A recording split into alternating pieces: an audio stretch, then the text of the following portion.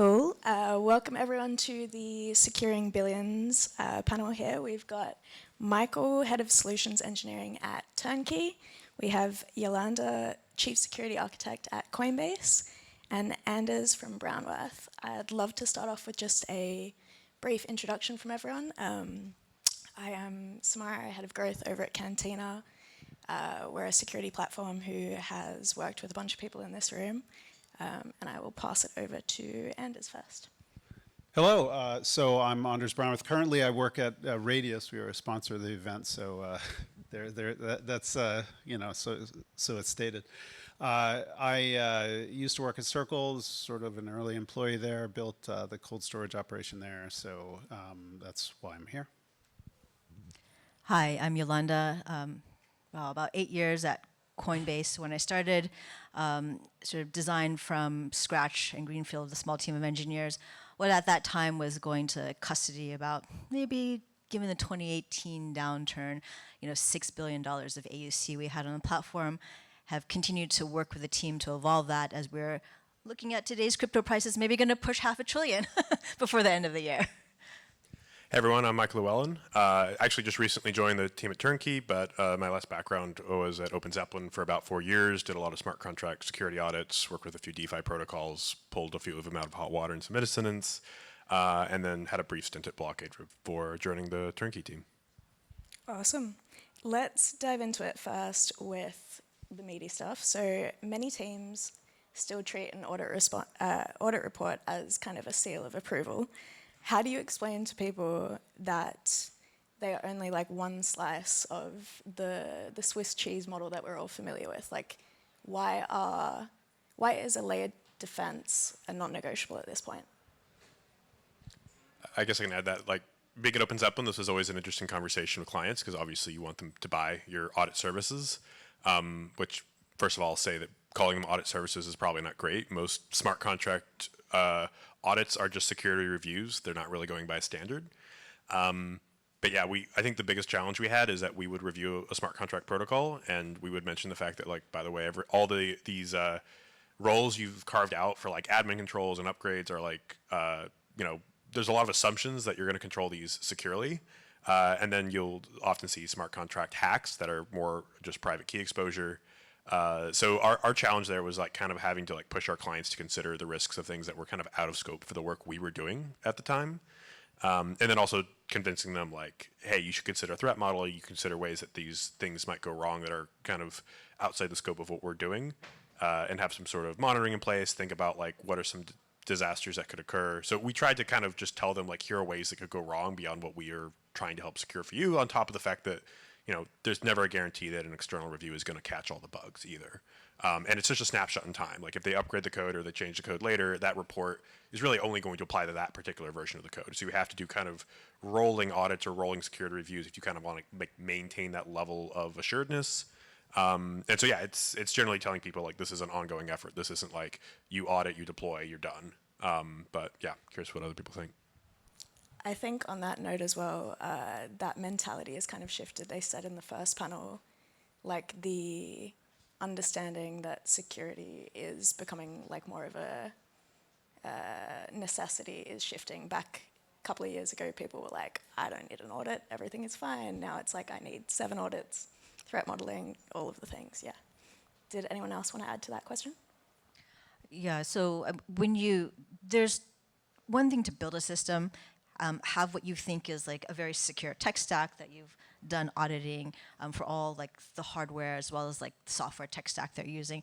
It's another thing to operate securely, right? So, one thing to take away is that in addition to having a trusted tech stack that you've built, to make sure it's operated and maintained securely, and making sure you've got the right sort of like segregation of duties as well as consensus enforcements all the way through, up and down, laterally as well as like vertically in each stack, right? One of the best practices that we do is like talking about like continuous audits. Oftentimes audits are a point in time check, right? You actually want to verify you're actually operating and maintaining your systems per, what you had set as a policy. It is very natural is that you're going to see drift in operations. no time have I ever designed a system that actually was built the way we originally architected. I think all of you know this, right? The same as when you develop software. Your initial design concept actually isn't what you put into production. So it's good to go back and sort of check your guardrails, your hard limits and variance, and to be able to do that continuous regression testing of your actual operations deployment. Cool. And kind of building on that, maybe too big a question for this short time, but in a nutshell, how would each of you describe what true coverage looks like for a protocol? I would say you start by threat modeling before you've written anything. Probably like if you talk about full coverage, it starts before you've written any code, and then I could go through the whole like software development lifecycle, but you generally would follow a pattern of how that code gets built out over time, and then once it's actually in production, you probably are. I would say one measure that I think I'm trying to stress now that I no longer work at an audit company, I'm stressing it even more than I would have otherwise, is if you're paying external security vendors more than you're spending on internal security in terms of like having an additional like security personnel to handle like your internal security, making sure that personnel's laptops are secure, making sure that everything related to the operations, even if most of that code is like an on-chain smart contract, like you're focused on that, and you're also doing internal security reviews before you use external vendors. Like if you're lopsided and you're spending most of your money on external security reviews, or bug bounties or things like that, or code competitions that are very, you can performatively say, look how much we're spending on security, but like the value you're getting back for that is probably not as good. As if you just invested in an internal practice that's going to be like much quieter, but probably much more effective at actually avoiding like bad things from getting into production or happening in production when you're operating. So that I would say full coverage means that you have strong internal ownership, and when something goes wrong, you're not relying on any external vendor to handle it. You might still like have them support you, or bring in external vendors to like point out things you might not have caught on your own, but you should have like really strong internal ownership. And I think that's something that some protocols struggle with, especially if they're also decentralized or they don't have like a clear like command structure effectively for like who's running security, who would handle an incident, who would do a hot fix, that sort of thing. Cool. Yeah, and I think we've had conversations before with people at Coinbase speaking to the importance of those internal processes in terms of how much they, in the event something does happen, it sets you up for success and obviously helps mitigate it happening as well. Sorry, you go, Yolanda. I just want to add one thing. I think this goes back many, many years. Regardless of whether you're doing proof of work or a proof of stake network, it might be a decentralized protocol, but you can actually see very centralized behaviors, right? Depending on like the token ownership, how the staking is centralized and whatnot. So that's the very first thing, because although it's labeled decentralized, but if the operations and the execution of that protocol actually is very centralized, then what you're giving up is actually, at the end of the day, control of anything that's built on it. And that means you're giving up custodiability, right? That a token that you believe you own in your wallet actually belongs to you. Cool. And jumping into the more lessons-y side of the conversation, so Yolanda, from your vantage point at Coinbase, you work with hundreds of partners and integrations. What's the most common security gap you see after that first audit with them? Give me a little bit time to think about that. Yeah. We actually have a whole team that like works on like the partnership audits. Usually they're auditing us. Right, oh, yeah. It's the way we look at it, and it varies depending on whether you're talking about a protocol integration. If we're looking at integrating with like a third-party staking service provider,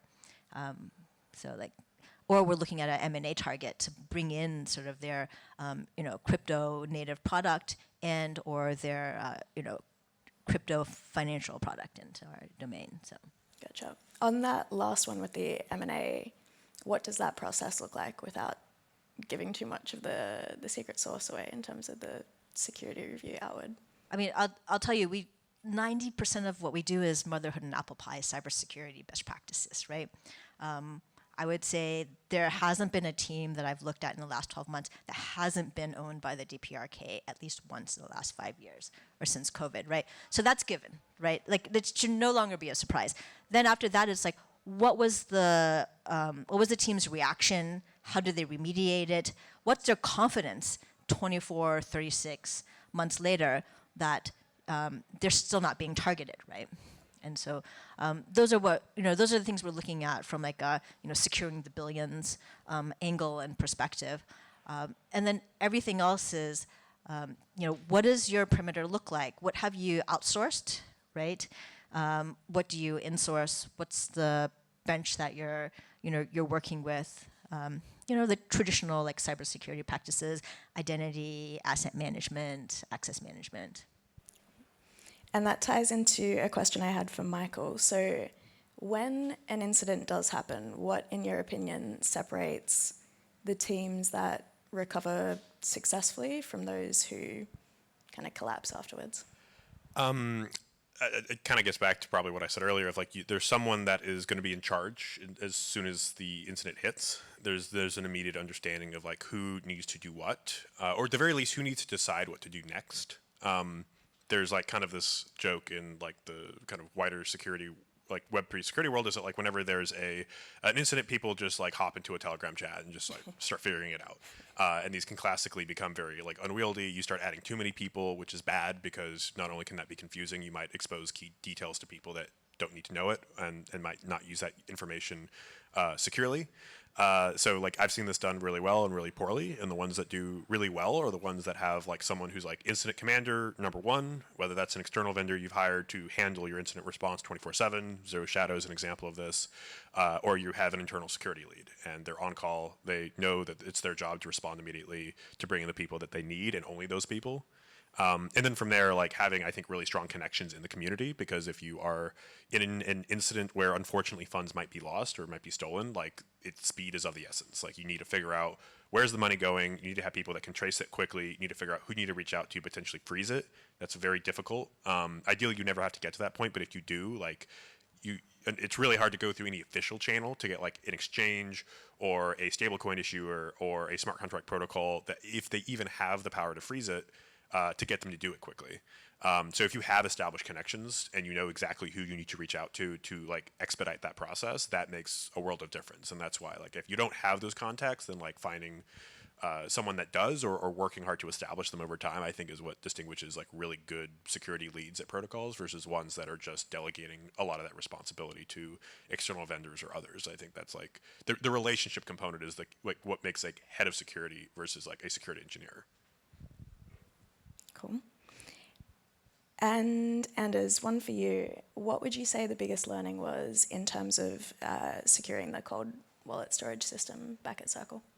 Yeah, so I mean, it really comes down to what worked once doesn't work when the value 10x's, 100x's, 1000x's, whatever it might be, right? So if you are trying to store something that's worth $1 million, maybe it makes sense to spend $100,000 and try to attack that, right? Doesn't make sense to spend 10 million or 100 million, but that does if you're securing billions, right? So what infrastructure you created early on for your, you can think about it, like if you have a consumer shows up, right, and they're told, oh, remember the seed phrase, write it down somewhere. What is this? Why am I doing this, right? And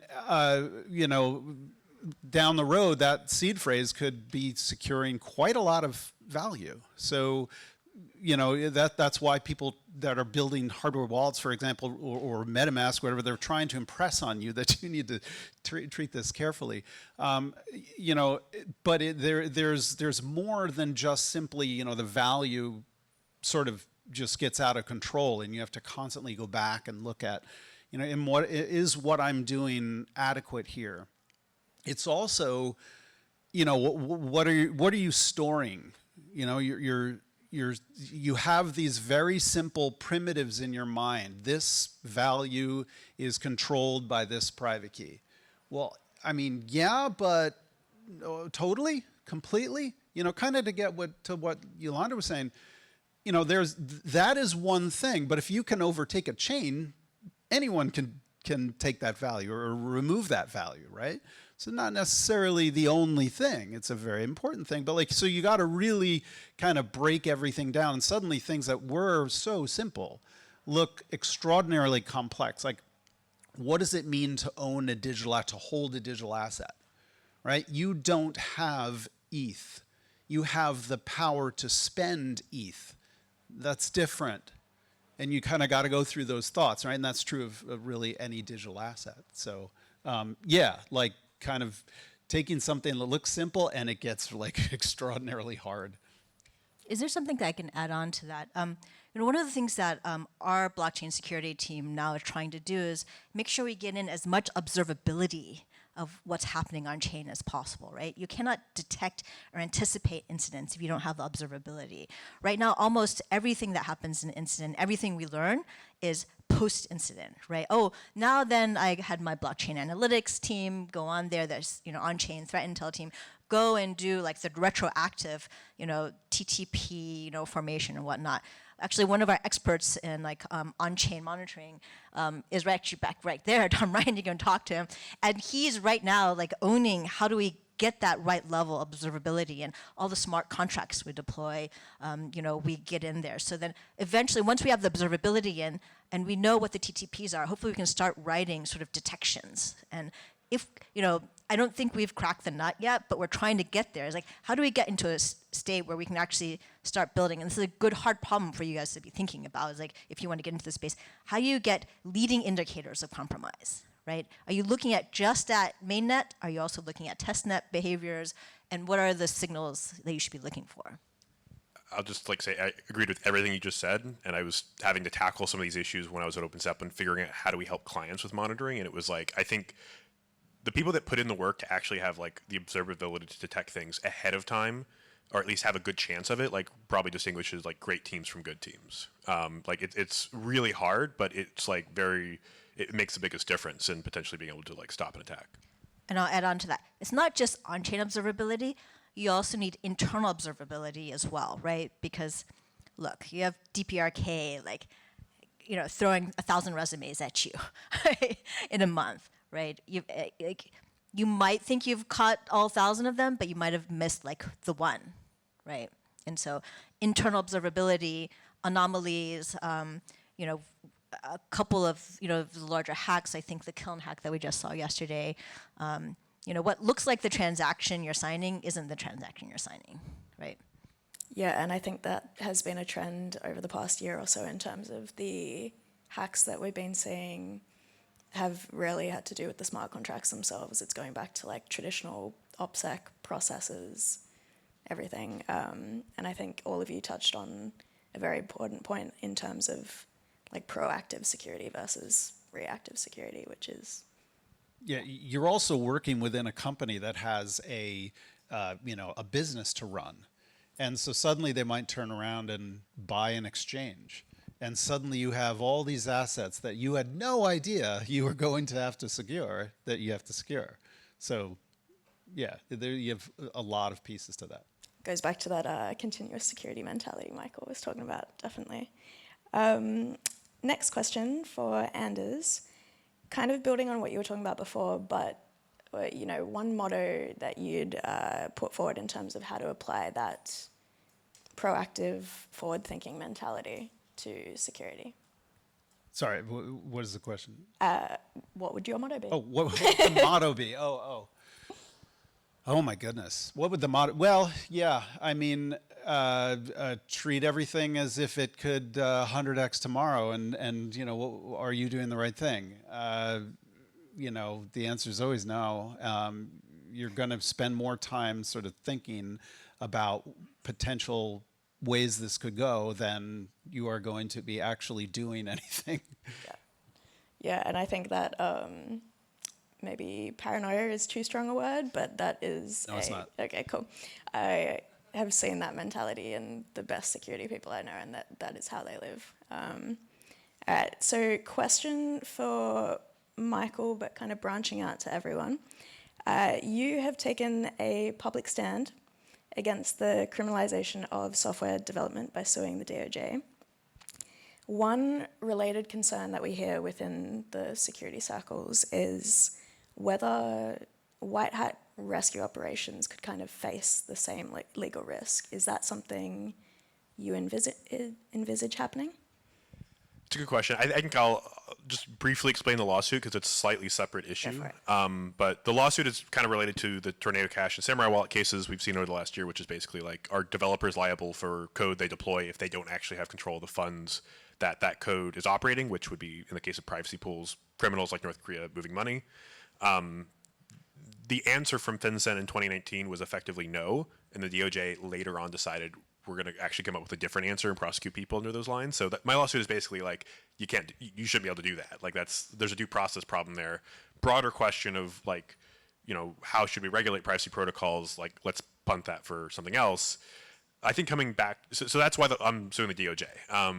But the like white hat issue, I think is a tricky one. The Security Alliance has put out something called Safe Harbor to kind of try to address this, which is basically, hey, we want to carve out an area where if, in very specific circumstances, and I think this is the key point, you are a white hat and you see that this protocol is about to be hacked, imminently hacked, and the only thing that you could feasibly see as a way to save those funds is to hack it before the hacker, then we'll carve out a legal area where you can do so. You've been kind of given legal permission to do so, and there's a process by which you will return the funds promptly to the protocol and potentially be rewarded for it. I think it is very controversial because it kind of, you have to make sure that the people that are interpreting this are interpreting it well and then executing on it well. It's not like a free pass to hack a protocol and then say like, oh, well, I found a bug. It's like, well, no, if you found a bug, the straightforward practice is always to report it through bug bounty platform, email disclosure, whatever. And so you have to be very careful. The only circumstances where I would normally see this being applicable is like if you literally saw a transaction like in the mempool, like about to rug the protocol, and you could like front run that transaction instead. That's like, there might be other circumstances for sure, but like that's probably the most realistic one we'll likely see. So I think in principle, yes, there should be like protections for developers there, but I'm also a skeptic of how widely we promote that, because I do think it's like a very, very specific scenario that doesn't come up a lot for hacks. And we want to be careful about how much we tell people to like proactively white hat things when the best practice is to disclose and like do no harm. So I think that's the caution I come out with. I'm glad that there's kind of like a recognition that like white hats in these scenarios should be protected. But I also think that, we just have to be careful about like what sort of like standards we're setting. And I would also say like, this is a very uncommon thing. You probably never see this in normal, like, fintech world. Like, it doesn't matter if you were hacking for honest intentions. No one would be okay with that. And you have to consider like, are the teams that are going to like implement Safe Harbor, are they willing to take kind of the legal risk of the fact that they're putting this out there and saying like it's okay, and hope that people will interpret this correctly and operate effectively? So that's my kind of middle of the road take of like good thing, but comes with a lot of caveats. And I would stress teams that like would want to implement Safe Harbor really think through that and define what they consider to be appropriate scenarios, and whether those might even exist. So I could say more on that, but I'll stop it there. Did anyone else want to add anything to that question, or should we jump to the next one? Cool. All right, so last section. Each of you obviously comes from heavy security pedigree, strong background, but now we're not just looking at things from like an attack vector point of view. We're looking at them from how institutions will look at it, how regulation applies. Do you think, with this in mind, the industry will move forward kind of applying security standards as a whole? Do you think it'll be more on like an ecosystem level? How do you see that progressing as we kind of mature as a whole? I'll take a cut at this because I actually do work a lot with regulators around the world, ideally before the regulations come out and the standards come out. And one of them I'm working with is the Singapore Standards Board that's actually trying to put out cybersecurity standards for digital ledger technologies and blockchains. And as we've gone through this process in the last 18 months, like you're bringing in both crypto, academic, and sort of like TradFi and cybersecurity experts, and we're like, wow, most of this is actually just best practices of standard security operations for any enterprise, right? There's only a very small sliver coming out there. And so, you don't want to create yet another audit platform, right? Yet another set of regulations that, might conflict or, eventually sort of diverge.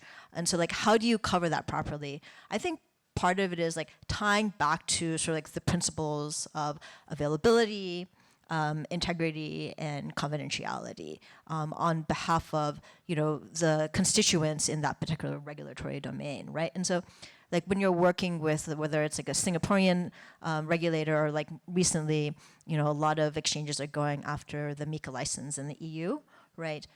The principles that they care about are all basically the same. They tie back to a lot of the guarantees that people are used to seeing in the traditional finance world, and it's just a matter of like the degree to which they care about it, and then how we solve for that, right? And what we're trying to do, I think, as we talk to these regulators, is to let them understand that at the end of the day, we are ensuring custodiability and ability to quickly identify and return funds to customers at the end of the day.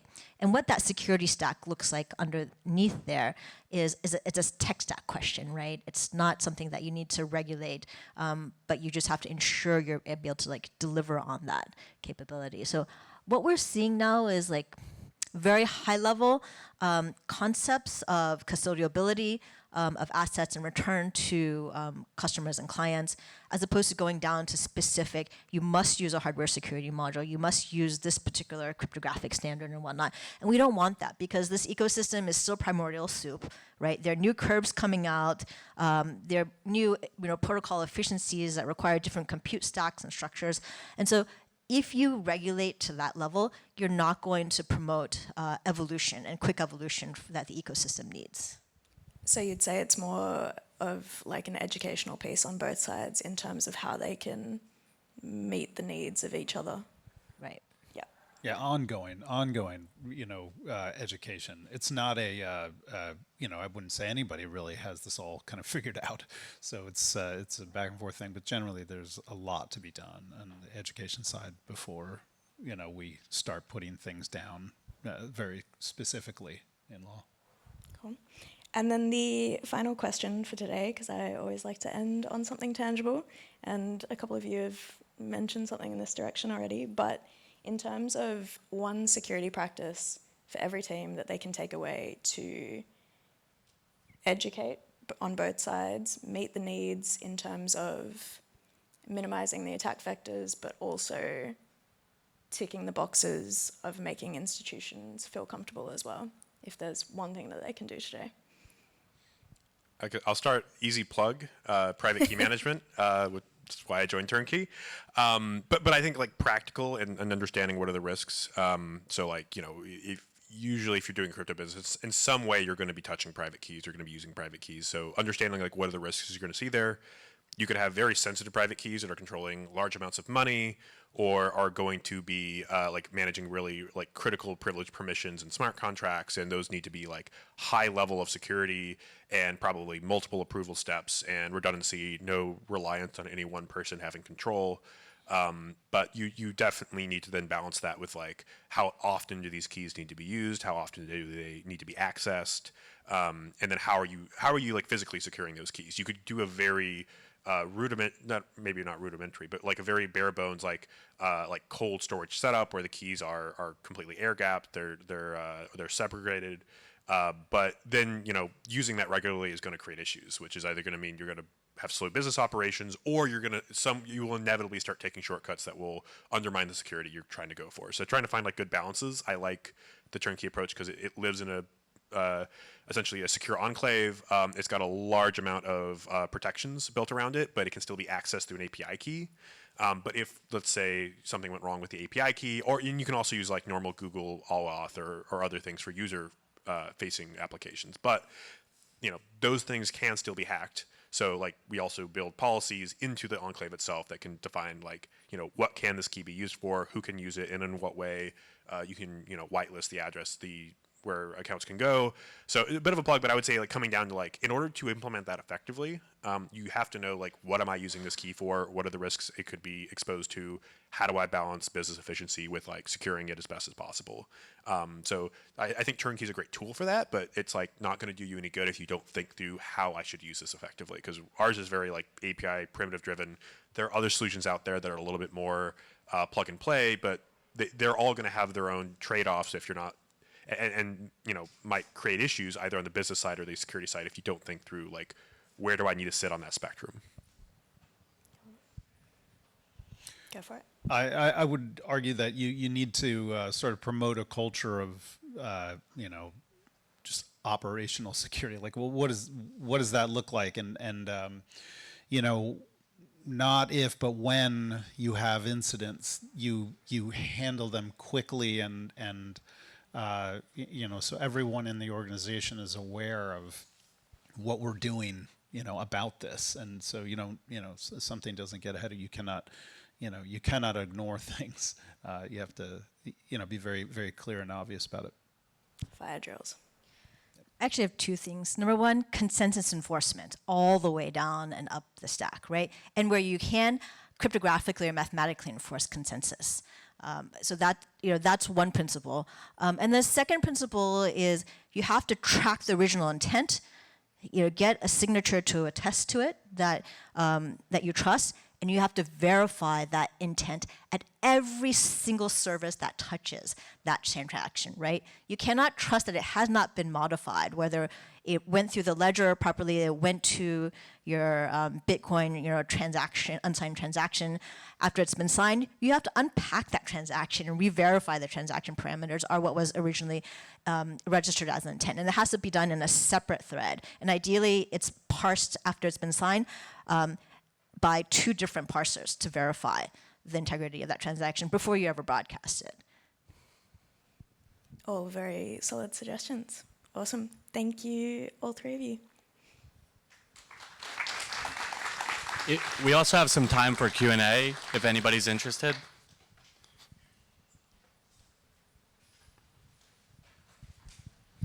Kind of cool to have a bunch of wallet vendors up here. When you were starting out talking to customers, to institutions, what was the craziest amount of crypto on the craziest wallet structure? Like $80 million on a ledger in somebody's closet. What's the story? You obviously don't have to name names, but Yolanda, you can probably go first because you're laughing.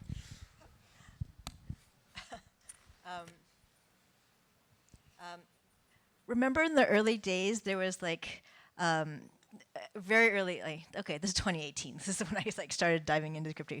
Like there was an address for like ETH and then I think ETH Classic, right? And they were like, was one of the Ethereum tokens, but like there were two different formats and you could literally like black hole your tokens by sending them to the wrong network. Like I can't tell you how many times that happened.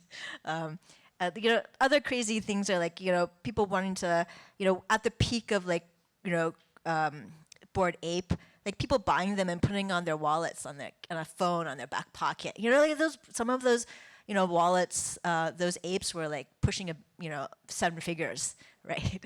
So the trenches. Yeah, I remember those days. Around that same time, I remember there was one project we did an audit with, and it was a smart contract for a token. That token was trading in the $1 billion market cap range. And they had the worst access control permission set up. They had an admin and a super admin and an owner, and it was like, what are the difference between these three? And one of those permissions had had basically God rights. Like it could move anyone's token, it could do whatever it wanted.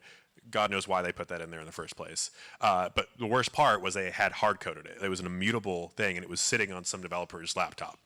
So you're basically in a position where it's like you can either go through an incredibly painful and public migration to get off this thing, or you are just going to have to take the chance that that developer and that laptop haven't already exposed that key.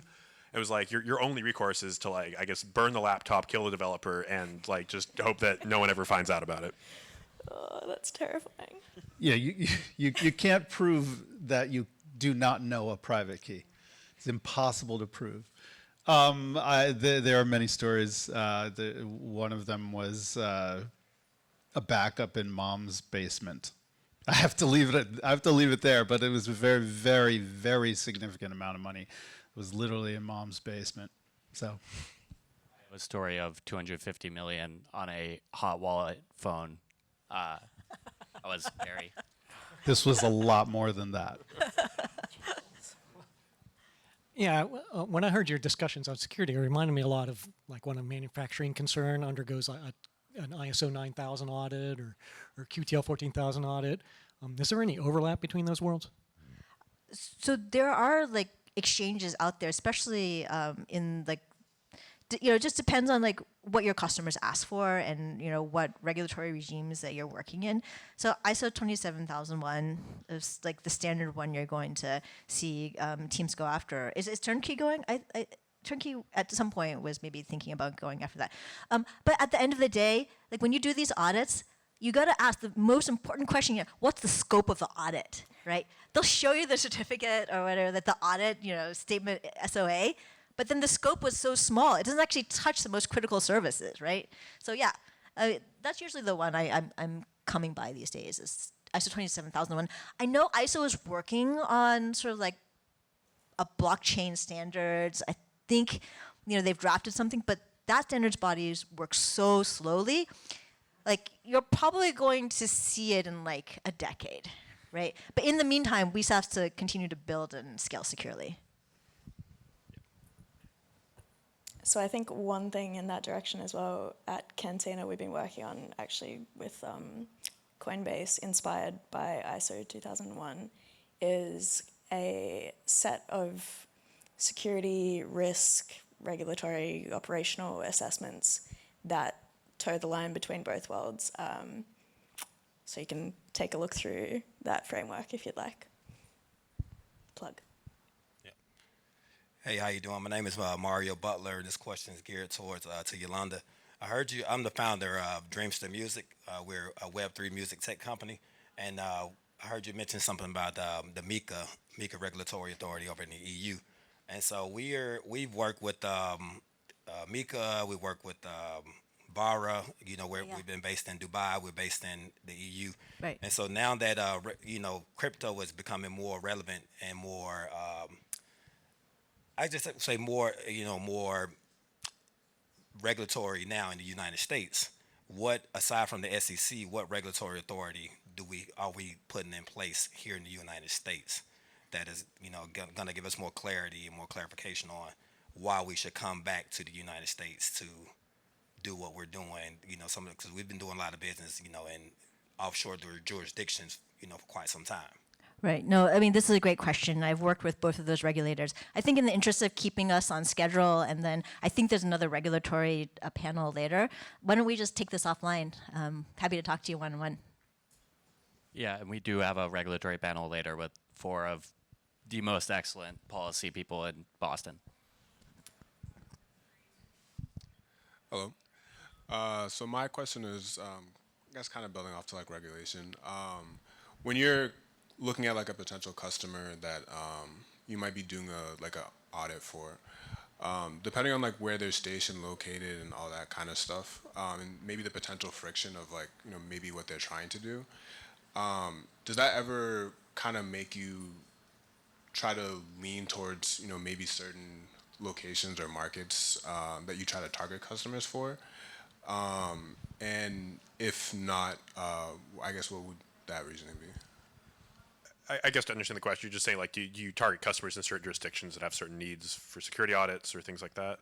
So let's say, like, I don't know, like, there's, like, certain, maybe, like, there's, like, a certain, Web3 company that has, like, some sort of use case that there might be regulatory concerns. So I'll give you an example of that. So for example, like, gambling is legal here in the US, right? But gambling is completely forbidden in the Middle East, right? So that could be like a Web3 use case that is perfectly valid here in the U.S. We could launch sort of a gambling prediction markets type thing on like the base chain or whatever.